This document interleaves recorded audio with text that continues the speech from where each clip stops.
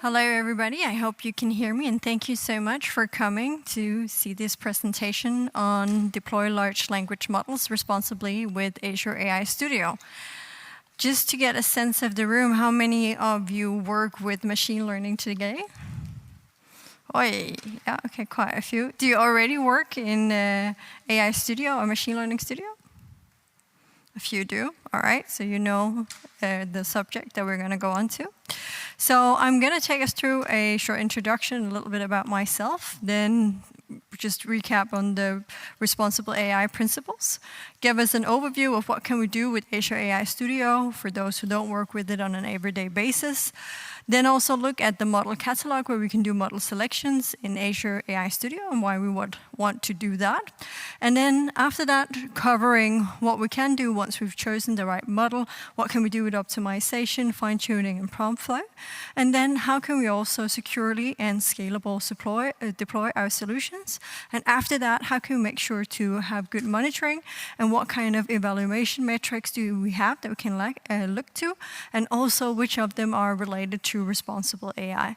And then looping back to the principles of responsible AI and how we implement it, how we also make a plan for implementing this in every step of our solutions before the conclusion. Very shortly about myself, I work as the director or head of AI and automation in a Danish company called Hempel. So that is my real job. We supply chemical or coating solutions and paint. And then you might wonder, what is that for? Well, it's to paint things like Tower Bridge of London, Vestas windmills, the big tank ships that you see out there on Øredev, but also luxury hotels in Dubai, like W Hotels. That is what I normally do. In addition to this, I am also a Microsoft AI MVP. And I have been nominated to the DARE Awards for Responsible AI. So that's new today. That's a little bit about me. Now, we're here to talk about generative AI and large language models. So now that we have models like GPT-4, GPT-4o, even o1, Meta's Llama, there's a lot of applications that we can use this for. It can be for content summarization, it can be sentiment analysis, we can do data extractions, we can do data improvement, search, RAG chats, the list goes on. But once we start working with them, there are also challenges that we should be aware of. There are challenges when it comes to how do we monitor it. There can be challenges when it comes to bias. There can be model hallucinations. So how do we deal with this, along with problems such as prompt injections and vulnerabilities? Now, I'm going to take you through Azure AI Studio's role, where we have a comprehensive platform that actually is made to deliver responsible AI. And it also incorporates all of Microsoft responsible AI principles in a very structured approach for building, deploying, and managing ML-based solutions. So let's just very fast go over the principles of responsible AI from Microsoft, very similar also to those from Stanford. So of course, fairness is the first one. AI systems should treat all people fairly. There was I don't know if you saw it, a newspaper article recently that the CEO of Chanel had complained to Microsoft that actually their models were not fair. And it was because she had asked Dali in OpenAI in Azure to create a picture of the board of Chanel. And it gave her a picture with all men, when in fact it is largely men. So that is only a few days ago, and a good example of, what does it actually mean that a system is unbiased or treats everybody fairly. It might as well be loan applications where we don't want banks to treat certain people differently than others, just based on some past data. Then we have reliability and safety. So of course we need the systems also to perform reliably and safely, especially if it's in healthcare or similar. And then we have privacy and security. So AI systems should be secure and they also must respect privacy, especially with the new EU AI Act. It's quite important that we're never profiling any of the behavior that we're seeing in chats or any behavior of our employees. Then we also have inclusiveness. So AI systems should empower everyone and engage people. And then we have the transparency. AI systems should be understandable. So anytime I build a system, I have to be able to create not just a report that I can explain to people in my company, but if an auditor comes and knocks on the door, I also have to be able to easily explain to him how the system works. And the last one is accountability. So people should be accountable for AI systems. We need constantly to have people in the loop, or human in the loop.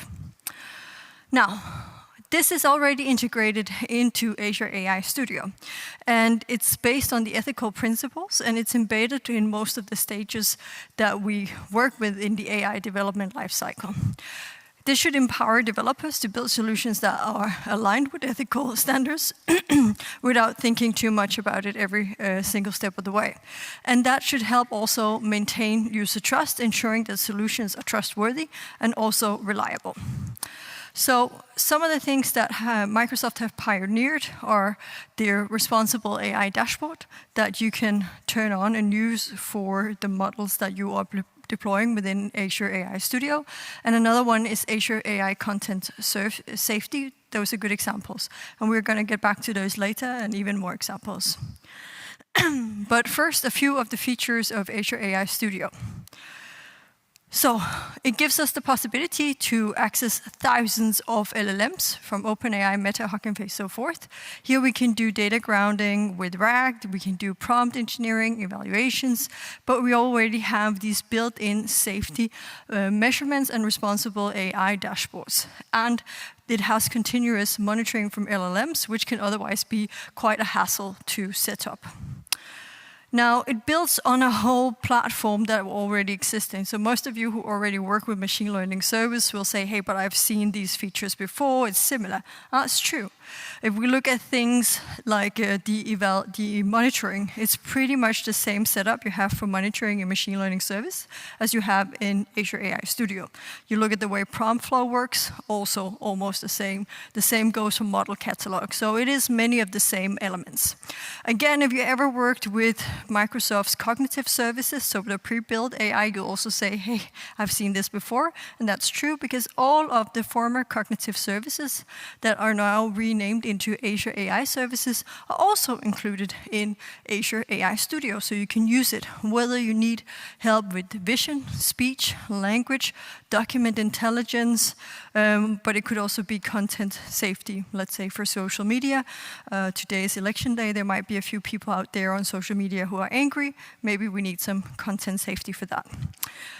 Then we also have classics like Azure AI Search, formerly known as cognitive search, if we want to build things like RAG chat.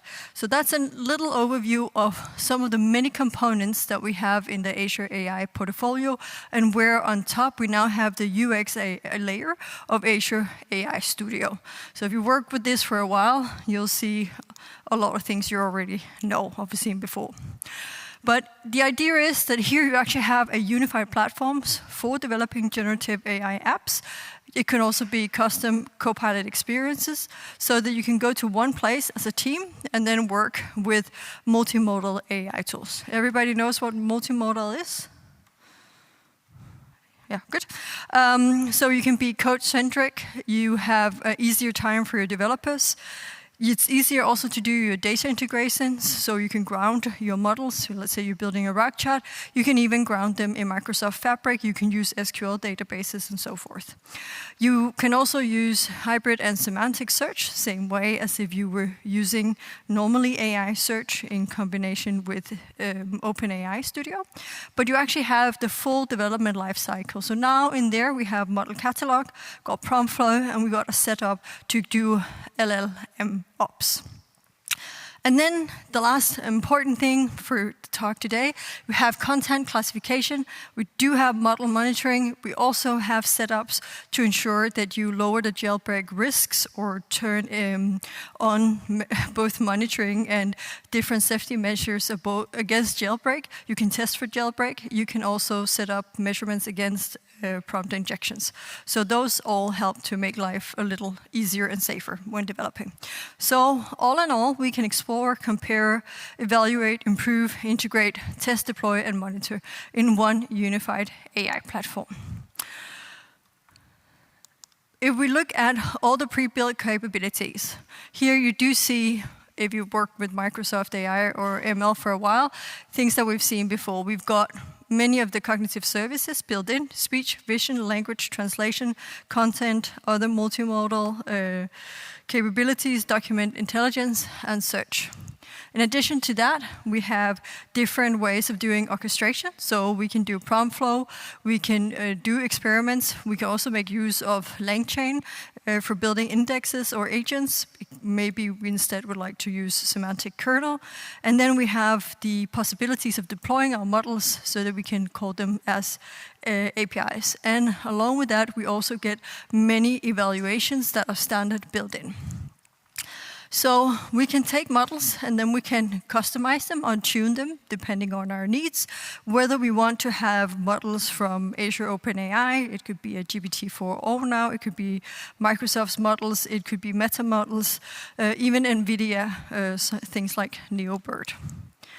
So this is what model catalog looks like when we're looking at it in Azure AI Studio. We have more than 1,400 different models from Azure OpenAI, but most of them are from the partnership with Hugging Face.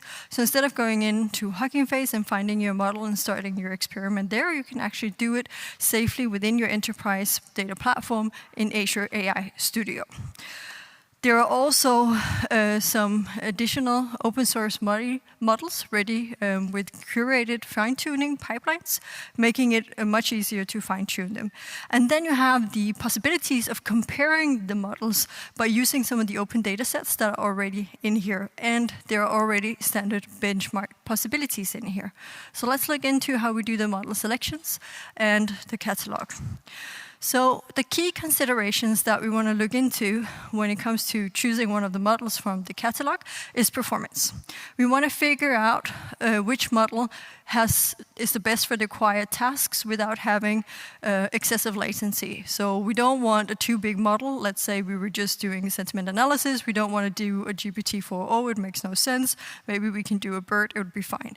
But if we're doing a chatbot, we might want to have a GPT-4 and certainly not a BERT. So you have to choose the model that fits your need. That's also related to the next one, which is token efficiency. Certain models consume tokens more efficiently, and that reduces costs in the long run. And once you start running chatbots or models every day, you will start caring about this.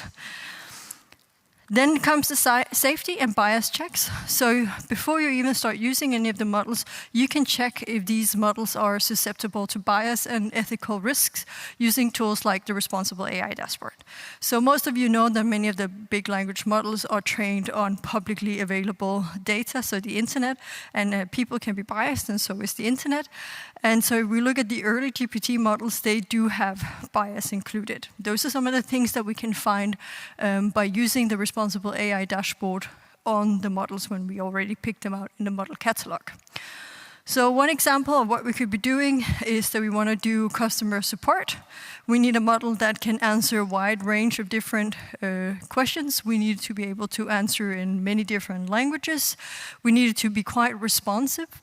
And so for this reason, we have found that GPT-4 was one of the best when it came to conversational abilities. And it also had a fair token efficiency, and it wasn't difficult to train. All right. If you're curious, there are even more models that can be found. There are a lot of very cool models from BERT, even some of the newest ones like NeMo and so forth. We look at those for chemical simulations.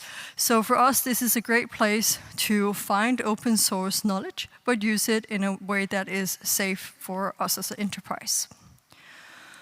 Now, I was already mentioning model benchmarking.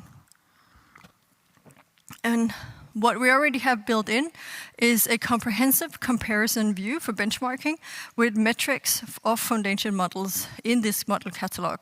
So even if we don't know what we should be looking for, these metrics are already built in, and we can start self-educating to make informed decisions about the sustainability of models and the data sets prior to initiate any job. So most of you know large language models, they also burn quite a lot of energy in order to help us out. out. So if we were looking only at this, maybe we would want a model like Mistral that's quite small and wouldn't burn so much if we want to be sustainable.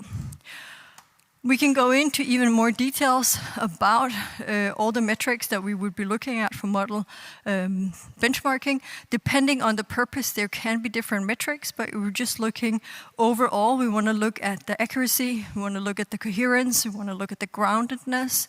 We also want to look at things like how relevant is it? And every day they're coming more and more scores.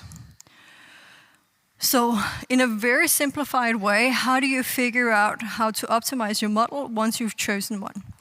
Well, let's say that you're optimizing for context, so what the model needs to know. Well, then first you can start out with prompt engineering, but it will only get you so far. You'll also find that in many of your applications, there is simply a limitation to how long your pre-prompts can be. And then it can't take you any longer. And what are you then going to do? Well, your next step can be, okay, well, I can do retrieval augmented generation. So I can add an index or I can use AI search together with my model and then have my data stored. It could be in a blob storage or similar. And then instead of giving more pre-prompt, I give it access to more knowledge. Examples from us is that we start giving it information about being a chemical engineer and we simply inform our LLMs enough to make decisions based on chemistry so that they can understand smile strings and catalysts and they can actually start answering how would we put optimal catalysts together. We could also go the other way, where we're looking at, well, we just want to optimize the model, how the model needs to act. Then we can go down and we can say, okay, we're going to do fine-tuning. Fine-tuning is when we add a lot of data to it and we sort of change the top layer of the model. We'll go into depth in it in a moment. The good thing is that we can teach it words that's very specific to our country, our company, or so forth. The bad thing is that it's harder to have high transparency and it's also a little more difficult with explainability. But those are, in a simple terms, what we can do to start optimizing on a model that we found in Model Catalog. So just to summarize this, the benefits is that we have thousands of foundation models that we can choose, whether Llama or Falcon. We can even find some stable diffusions that might fit your need. You can very quickly fine-tune them based on your own data on managed infrastructure. You can deploy them with built-in safety systems by default, and you can streamline production scales and deployments with serverless APIs. This can be done both in Azure AI Studio and, as I mentioned, also in Azure Machine Learning Studio. So let's go in a little deeper to prompt flow and fine-tuning. So how do you decide what you need? So with prompt engineering, this is a technique where we're designing prompts to improve accuracy and relevance in responses. And it can also optimize the performance by tailoring prompts for specific tasks, whether this is being a very helpful customer care chatbot, a financial analyst, a tax expert in VAT. I've done all of those, and prompting works to a fairly high degree. But when we need to take it to the next level, that's when we start doing the retrieval augmented generation, so our RAGs, where we can retrieve data. It can also be from external sources, and we can integrate them into the prompts to customize these solutions with data that are relevant. So what do we use it for? We use it for doing customer care chatbots, finance chatbots, chatbots that answers any questions in a company for people and culture. Questions about ESG is one of the things that most companies have to be able to answer next year. We can also do RAG chats on that. When we then needed to know very specific terms, this happens especially in chemistry for us, or when it comes to some of our very specialized products, well, then we can go in and use fine-tuning. And this is this advanced technique where we are using an additional layer of data. But before you go into this, you have to figure out if you're ready for fine-tuning. So good questions to ask before you do this is if the goals of your fine-tunings are clear and achievable.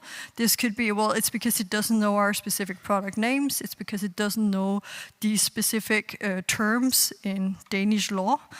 And then the next one is, how alternative approaches have been considered, because there is the downside that you have less transparency and explainability, so is it the right road? And then you also have to consider if there is sufficient data to achieve the desired outcome, because making the data sets is not that simple, and it takes time. So for that reason, I made a little pros and cons overview. What should you do, RAG or fine-tune? So if we look at the first feature, the ability to adapt to dynamic information. Well then, RAGs are really good at adopting. As long as you keep the data updated, so we have data pipelines that either update the data on a weekly basis or a monthly basis, you do this, it adapts straight away. Beautiful. If I was doing fine-tuning, I wouldn't have the same thing. I would require to update my model to stay relevant. So you don't have the same dynamic information update when you're doing fine-tuning. Then we got customization and linguistic style. Now, when I want to change that, that is limited for RAGs. I am pretty much limited to customization based on the retrieved data. So I cannot really teach it completely new words or concepts. Whereas if I'm fine-tuning, there is a high degree of personalization possible. So we see in a lot of healthcare models, we also see it in legal models, this is preferred. Data efficiency and requirements. So RAGs are really, really good at leveraging external data sets, and you don't need labeled data in order to do it. So you don't need to prepare a big data set, which lowers the barrier to actually get started. Whereas when you do fine-tuning, you need at least 1,000 questions and answers in a very specific format. So you do need kind of labeled data, which do require substantial specific training data, and you have to put in some time. Then there is the efficiency and the scalability. So RAG chats, depending on what you call cost efficient, are fairly cost efficient, and they're also fairly scalable. I can do one setup that works. Now I have one in Sweden Central, so that's a good example. And I can scale it so that it also works in Southern Europe, in India, and further on to China. That can be a bit of a challenge with my fine-tuning, and it might require high initial resource investment. Then we also have the domain-specific performance, where broad topical coverage, and they can be quite versatile for our RAG chats. So answer any kind of question in our business, despite the fact that we are dealing both with energy, industry, shipping, marine, yacht, and so forth, it can still do it. But once we start fine-tuning, we're actually narrowing down what the model can do and what it answers. It can be very deep and precise, so if we know exactly what we want it to do, only answer these medical questions, only these questions on these products, it's good, but you are not going to have as broad a model afterwards. And then the last one, which I think is important when it comes to responsible AI, transparency and explainability. I can easily explain all our RAG chats. I can show their architecture. I can show a report on all the most important metrics. I can monitor them. But it's harder to explain and give transparency once I've done fine-tuning, because I don't have the same metrics on why did it answer the way it did. So that is something you should be aware of. Let's say you wanted to get started with fine-tuning, and we don't want to go through the whole show, because that could have been 40 minutes or an hour on its own. First of all, you need to prepare your training data, and you need to validate it. Then you need to create a custom model feature in Azure AI Studio to train your custom model. You choose your base model, you choose your training data, then you optionally choose your validation data, and you can have an option to configure task parameters for your fine-tuning job. You review your choices and you train your new custom model. Then you check the status of your fine-tuning model, and then you deploy your custom model for use, and that is it in very simple term. Now you're ready to use your custom model, and optionally you can analyze the custom model before for performance and fit. First step that's good to know is the data preparation. I don't know, have any of you already done fine-tuning? One over there, okay. So you might know that it can be a hassle.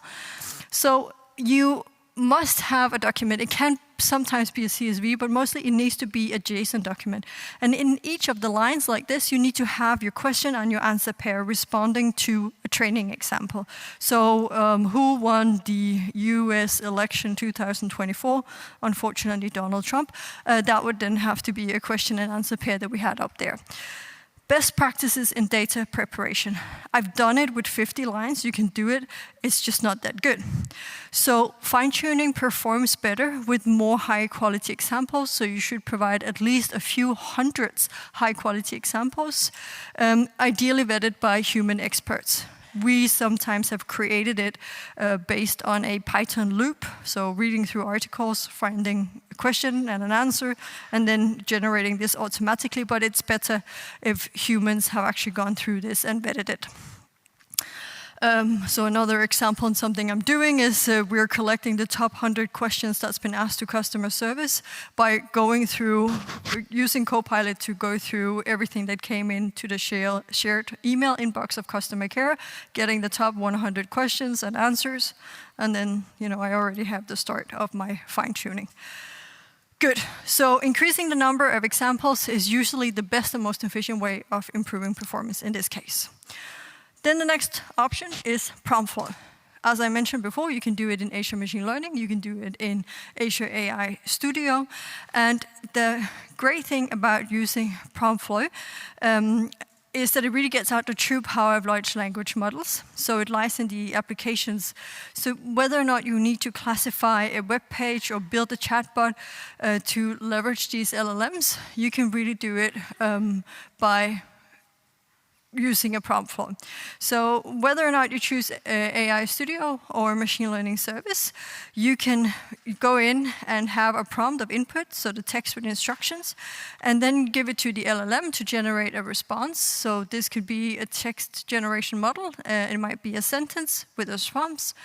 And then you can have a question and answering model back and forth. So you can use this to create things like a RAG chat. So it allows you to design flows, which are sequences of actions to accomplish different tasks.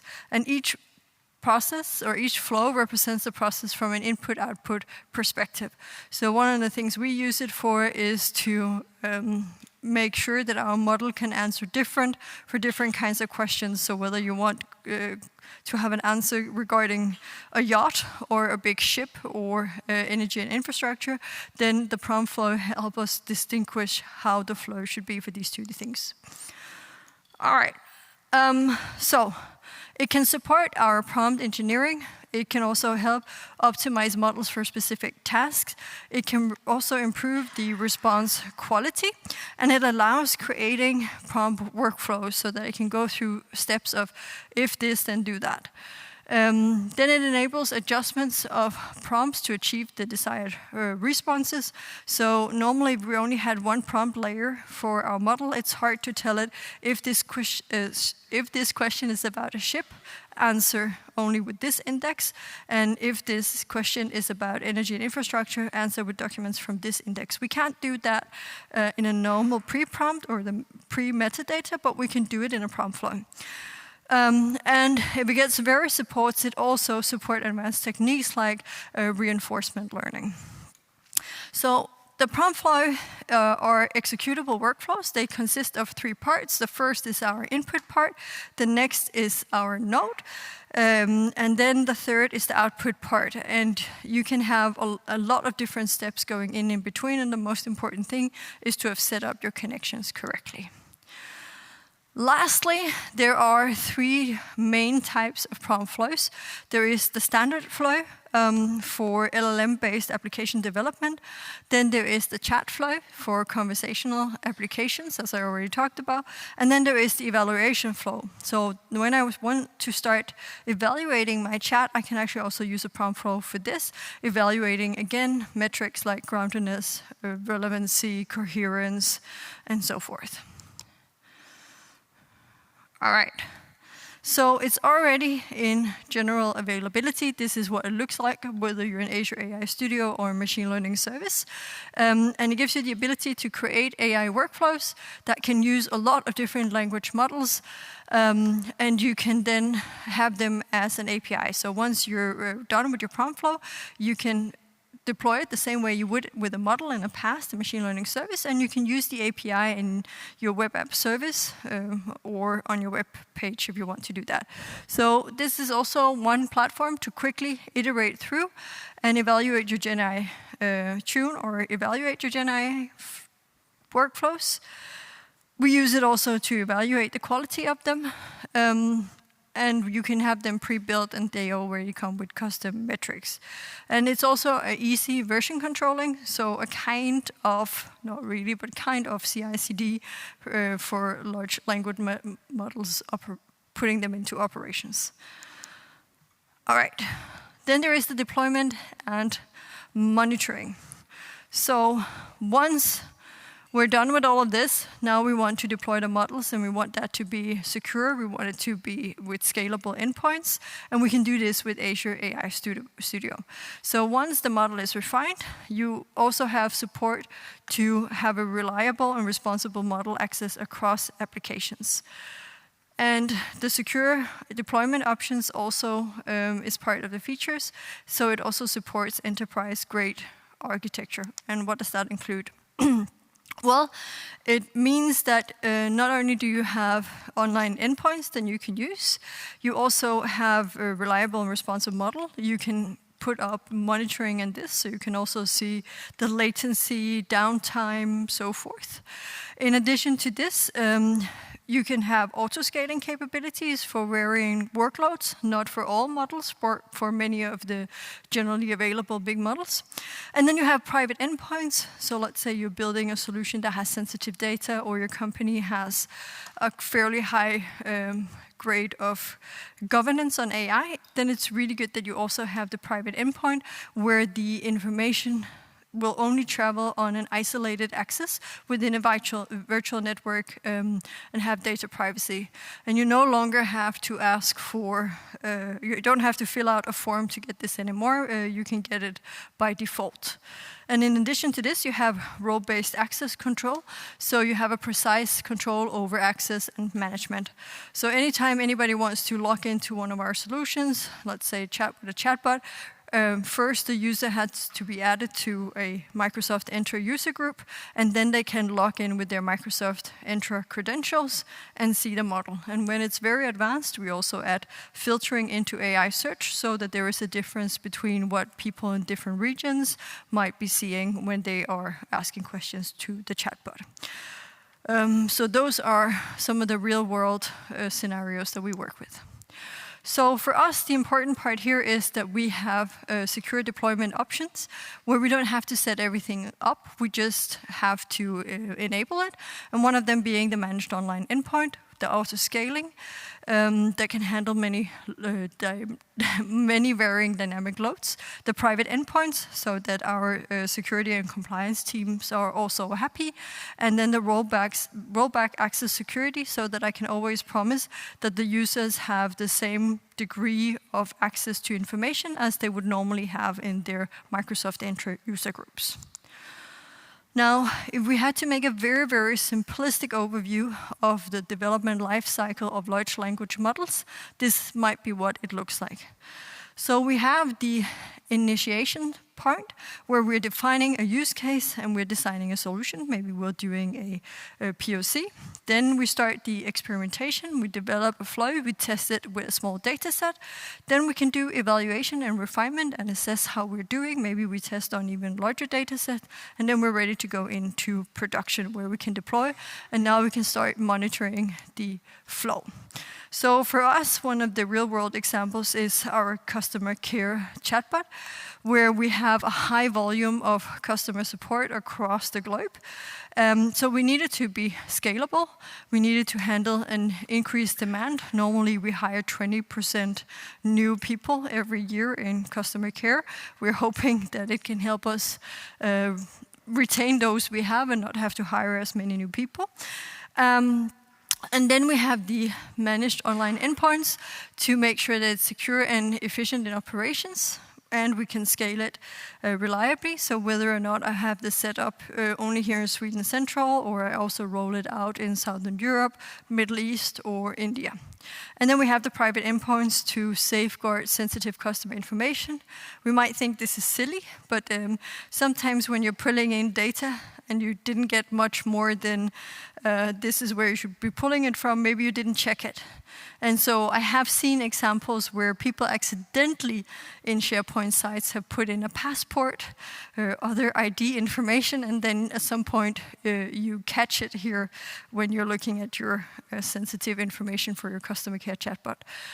Because you do have to meet compliance standards for data security, not just EU AI Act, also GDPR, and in different regions you might have even more laws to comply with. So for us, what was important was that we could scale with Azure AI Studio. We could also have it secure and compliant, and we could easily ensure the requirements of our security team and CISO team. Then we come to the evaluation metrics. So once we have made our POC or we are ready to go into deployment, what evaluation metrics do we want to look at to figure out if our LLM is doing well or not so well? Well, one of the first one that we started looking at was groundedness. And so when we look at groundedness, we want to figure out if the LLM model or application is aligned in output with the input source of the data. After that, we also want to ensure the relevance, so we want to look at the question, and we want to make sure that it applies that to the output. So if I asked for who won the election in the US in 2024, I would want to have an answer that would be Donald Trump or Kamala Harris. If it said something like Ronald Reagan, probably the relevancy wasn't that good.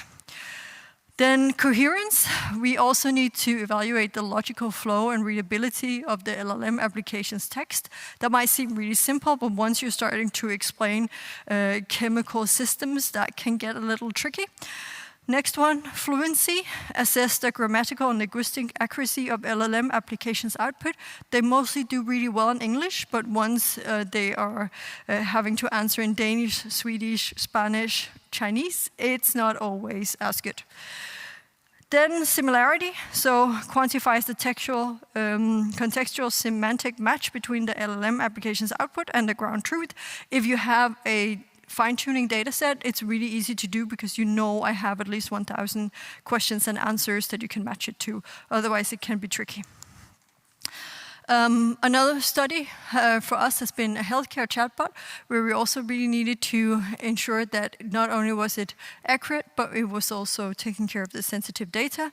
And here we set up additional continuous monitoring for the model effectiveness to ensure that not only was it effective, efficient, and ethical, but if there was any data drift, we would also be catching it, and we would be able to look at the performance. So here we put up the monitoring that you find in Azure AI Studio on data drift detection, identifying if there was any shifts in the data distribution, indicating when retraining might be necessary. We also looked at the token consumption, how were we doing on this, in order to optimize the costs based on the usage patterns. And then we look at the groundedness and checked, of course, for hallucinations, because imagine you are asking for advice for your own health, and it says, no, there's no problem with your heart, you're just hallucinating, or whatever else it might come up with, that might have critical health risks. So of course, that's not allowed to happen.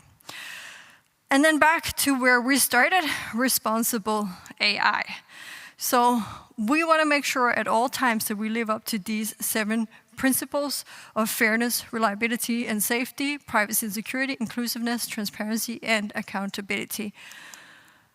And what is really important here is that if we use all of these as guidelines, it can help guide an organization to not only build good AI solutions, but also have solutions that are beneficial to all of the organizations. It also makes compliance easier.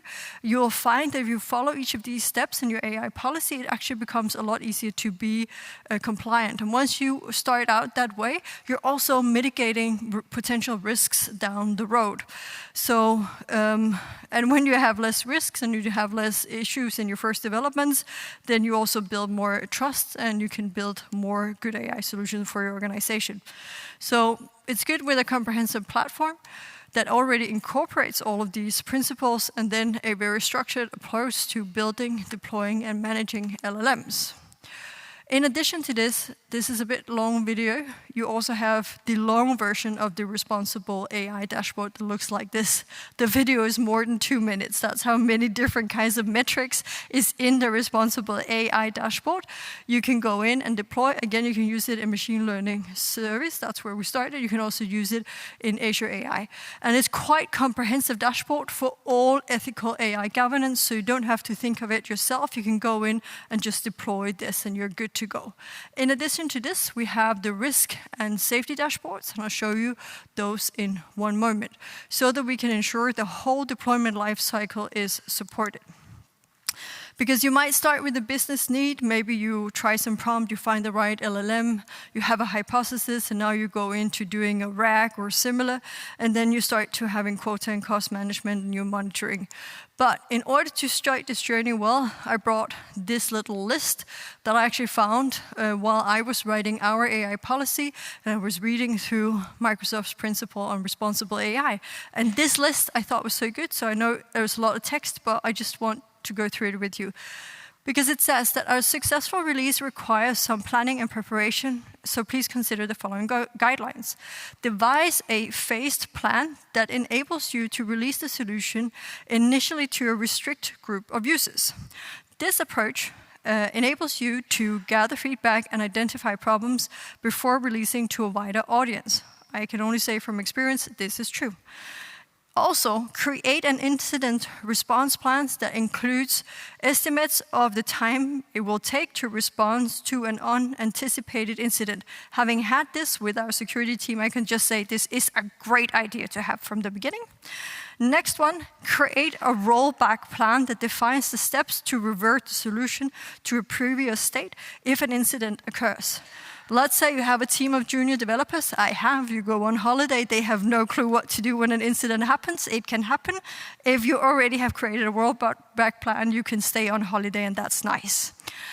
The next one is implement the capability to immediately block harmful system responses when they are discovered. It seems like a no-brainer, but you might find that once you build the system, getting people out of those user groups, getting that data out, locating where that data is so it doesn't appear there again, it can be a challenge. So this is also a very good idea.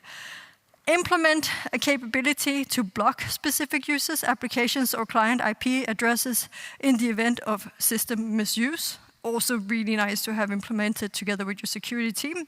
And then implement a way for users to provide feedback and report issues, particularly enabling users to report generated content as it could be inaccurate, incomplete, sensitive, or so forth. And then the last one, this one is tricky, but you have to track the telemetry data that enables you to determine user satisfaction and identify the functional gaps or usability challenges. The reason why it is tricky is because you also have to ensure privacy at the same time, which means that you cannot have a user ID that can be identified, so you have to keep anonymizing whoever is going to use or look at your data, which is a little tricky. Good, I just wanted to give that with you. So we do have 4 layers. We have user experience, meta prompting and grounding, safety system, and then the model we can look at. So tools for responsive compliance. If you follow this little guideline, you've done many of them to live up to what they need as basics from legal, privacy, security, and accessibility. If you at the same time also use the responsible AI dashboards when you are reviewing your model in AI Studio, then you also cover the interpretability and error analysis beforehand. And if you use the automatic content filters that are in Azure AI Studio, I'll show them in a moment, then you've also mitigated problems with inappropriate or harmful responses. And this can be essential for good user interactions.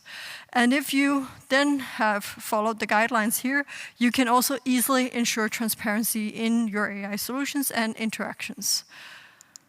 So, overall, what can we do? I already mentioned it. We can use the content safety. And what does that look like? In addition to that, we also have prompt shields that scans for risk of user input attacks on languages.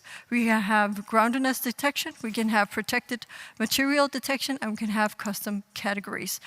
I showed you before the overview of the two dashboards, and this is what the new version with risk and safety look at. So here we also have a dashboard where we can look at self-harm, violence, and so forth, and we can see all of the different questions and answers, and we get a score for each of these, and this is already set up beforehand. The other option is the correction capability that helps revise ungrounded content or hallucination. Here we can ask AI Studio to run a test on our model, and it will go in and find if there is ungrounded material, and it will highlight for us what that ungrounded material might be and come with suggestions for changes. If we want the full overview, this is what the evaluation of the small responsible AI dashboard overview looks like, a machine learning service and AI Studio. And here you then get an overview of error analysis, causal insights, counterfactual, and so forth, and you can dive into all the details. We don't have any more time for that now. So, this way, Microsoft actually covers their responsible AI principles of fairness, reliability, and safety, privacy and security, inclusiveness, transparency, and accountability. And this is built into all of their AI governance at scale, so that it makes it easy also to follow corporate standards and requirements. This is how I got to really work with it, because I had to follow our corporate standards. It also makes it easy to implement, and there are many trainings. You'll find that here in my slide deck, there are many links to the different documentations and trainings that you can follow for this. And you have a lot of possibilities for monitoring and oversight that you really don't have if you just start working with open source models on GitHub. So this is how to do their responsible AI innovation, and if you set it up the same way in your company, there might be a lot to be gained, both from researching cutting-edge thought leadership out there, but also by writing policies for AI and for governance. I have been inspired very much by Microsoft in the policies and governance frameworks that I am writing currently. And then their engineering, of course, they try to build best-of-breed engineering systems. So mostly I tell my team that, if Microsoft didn't already create it, there is no reason why we should create it from the bottom. Time's up, so quick summary. I'm a big fan of using Azure AI Studio's features and for ensuring responsible AI, and that's because I get a structured and secure environment. I have the model catalog that you saw, possibilities to use prompt flow. I also have the secure deployment options. I've got lots of easy-to-use monitoring tools, and I have responsible AI resources, such as the dashboards that I've shown you. And then lastly, but not least, Microsoft's commitment to responsible AI makes them continually come out with new features that improves this. So I'm sure that in 2 weeks' time, when I get to go to Ignite in Chicago, we're going to see even more features on this. Thank you so much for your attention and your time.